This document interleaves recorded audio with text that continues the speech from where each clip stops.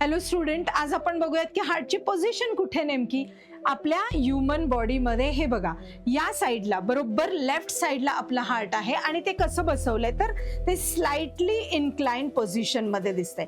हे आहे आपल्या हार्टचं मॉडेल. तुम्ही बघू शकता इकडे की हार्टच्या आपल्या या पर्टिक्युलर मॉडेलमध्ये तुम्हाला दिसेल की हा आहे तुमचा इकडचा राईट वेंट्रिकल आणि हा लेफ्ट वेंट्रिकल.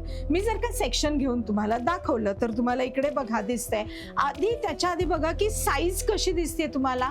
प्रत्येकाच्या मुठी एवढी प्रत्येकाच्या हार्टची साईज असते. आणि हे बघा सेक्शनमध्ये काय दिसतंय.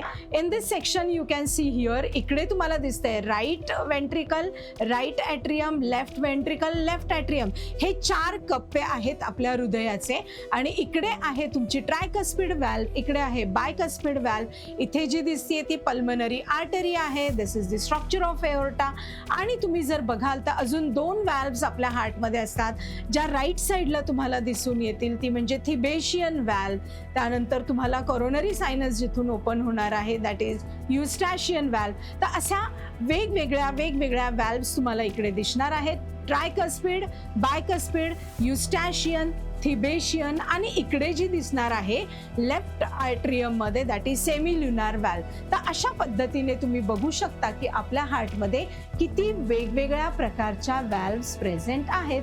तर अशा पद्धतीने आपलं आहे हे ह्युमन हार्ट.